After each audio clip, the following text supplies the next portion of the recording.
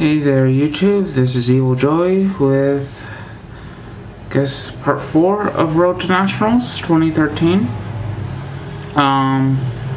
So I was trying to decide on what I was going to talk about, and I decided to talk about two things, cheating and stealing.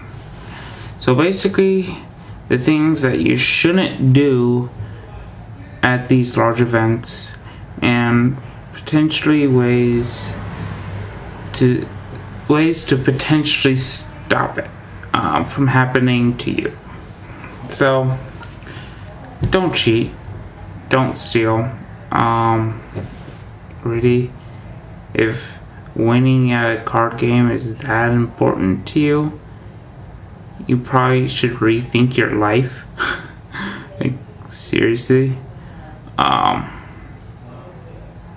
I guess, like, it's just not worth it to cheat. If all you're going to do is cheat and get caught and risk, like, not being able to come to these events ever again, at least for a long time, just for the prizes they give, with the expenses it takes to actually go to this thing, you're probably better off just buying it. Like, seriously, the hotel, the airfare, the gas, whatever. If you want that free trip to Las Vegas, it's probably cheaper than going to Nationals. Or at least the same price. If you want that iPad 2 or whatever they're giving out, I think it's an iPad. The iPad's cheaper than the trip you're taking. That huge collection of cards, all those packs you're getting, most likely cheaper than the price of going to Nationals. There is no reason to cheat unless you're like, oh, this proves I'm the best. But then you're going to know yourself you're not that good. And people aren't idiots either. They're going to catch on. People get caught all the time cheating. You are going to be no exception. So there's no point in cheating. As well as stealing, all I can do is try to play the put yourself in their shoes card. You've probably heard this over and over and over again, but, like, seriously, if you put a lot of hard work into a job, so that you can afford this hobby while paying for living, while paying for food, while paying for raising a family, if you've got a family. Many Yu-Gi-Oh players have a family. So if you put yourself in their shoes, if you were having to pay for the price of living while trying to scrounge up a few extra dollars here and there to play this game, have a good hobby, how would you feel if some idiot dick, sorry, but you are, if you're stealing, you're an idiot dick, if somebody came and stole everything you had just worked for? So all I can do is put yourself in their shoes. Like, you don't know what they went through to try to get themselves to this Nationals. Some of us are flat out broke. I'm flat out broke. I got my cards a long time ago. Through selling plasma, and that's no longer an option for me.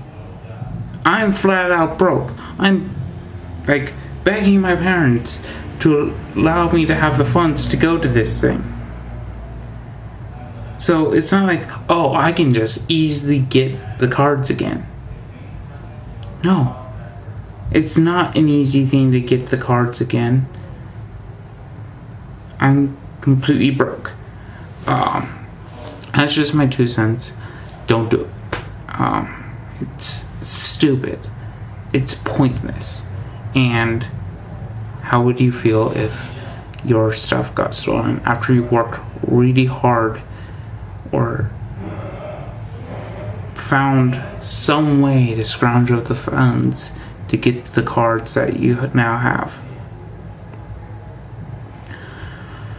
So, now a few ways to try and prevent that idiot Dick from cheating or stealing. So, let's see here. We'll start off with the thing just making headlines. See if I've got a card that kind of already suits this. I don't know if I do or not. Give me just 1 second.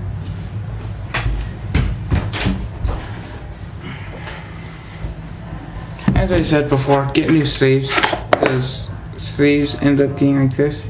But we'll start with something that happened at the big European event. Here's one that fits it. Okay, this isn't from somebody cheating. This is just from my sleeves being really old. But I'm not sure if you can see that. That corner is bent. But at the European World Championship qual, I'll back off now so that I'm not creepy. I'm creepy anyway. That was done on purpose by a player many of you know and have probably heard this, Simon Hay.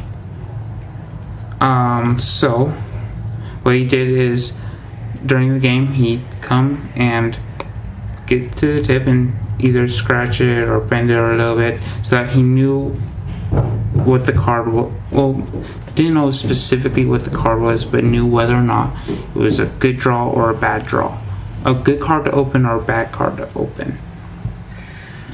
And so one way to prevent that, between each match, between each game, while you're shuffling your deck, just look at your cards. Look at the back of your sleeves. If you see marks, call a judge, because that's cheating. Them marking your deck is a way for them to stack you, and that's cheating. And if you're going to pay this much money to go to an event, to lose to a cheater is not something that you want to do. You don't want to lose to a cheater anyway, but going to this event is freaking expensive, so losing to a cheater freaking sucks. A few other ways of cheating. Basically there's tons of different ways to cheat. Main thing to prevent this, all of this, is watch your opponent. Watch everything they do. Every time they handle your deck or handle their deck or do anything, especially if they're handing either player's deck, yours or theirs, watch them carefully, because that's where people are going to be trying to stack. And like, if you notice somebody's pile shuffling weird, that's an immediate sign to call a judge over, because if they're pile shuffling and it seems really random, chances are they're stacking. So just make sure you're watching your opponent, including the draw. We all know the story of Roy St. Clair. He's back. I don't know if he's cheating anymore. I'm going to give him the benefit of the doubt, say he's not anymore, hopefully. I'm not gonna mean I'm taking my eyes off him when he's shuffling my deck if he's there. But we all know the story of I've got 5 cards in hand. Next turn. I've got 5 cards in hand still. Draw for turn. How many cards do you have? Oh, that's one more card than I have. You're cheating.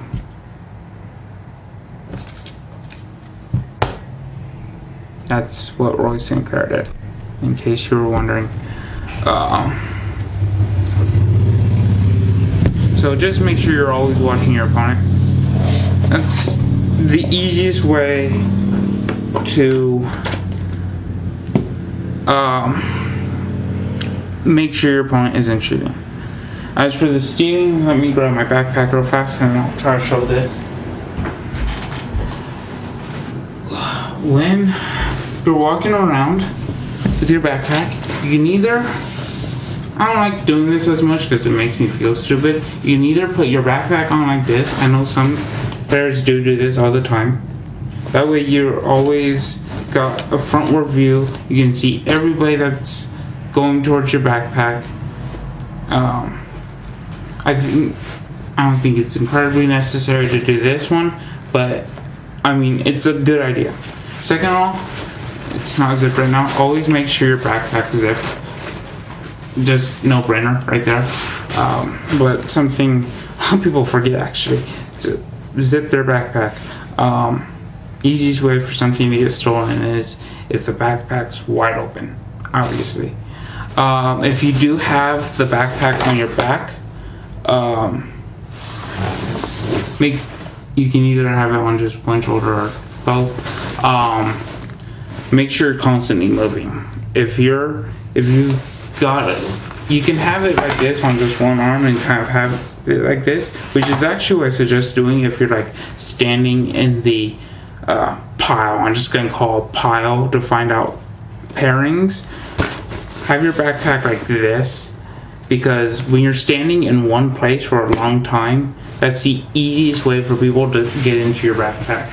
So if you do have it on your back, make sure you're either standing against a wall or constantly moving, and it's a really good idea to always be surrounded by people. Being surrounded by people is by far, and people you know and trust, by far the easiest way to prevent things from being stolen out of your backpack. And make sure after each game, this is one way I actually got someone for me. This was back when I was really new at the tournament and stuff. This was actually my first regional. I didn't put the deck box right back into my backpack right away. You can guess what happened there. Yeah, it got. So yeah, just make sure right before the duel, binder in, deck out, mat out, play. After the duel, mat in, deck in, binder out, walk away. If you won't even take the binder out, I do suggest taking the binder out, because that makes it so that you're not constantly having to take the backpack off, zip, unzip, and that just leads to more opportunities for you to accidentally leave your backpack unzipped. So yeah, so closing statements: don't share steal. It's stupid, it's pointless, and how would you feel if it happened to you? And just be smart at the tournament to make sure that things aren't stolen from you and people aren't cheating. Just be smart, watch your opponent, watch your stuff, and be around people. So yeah, long video, I recognize that. I suck at making short videos, as you have learned. But anyway, yeah, this is Mystery with Joey, Team EDM, and we're out.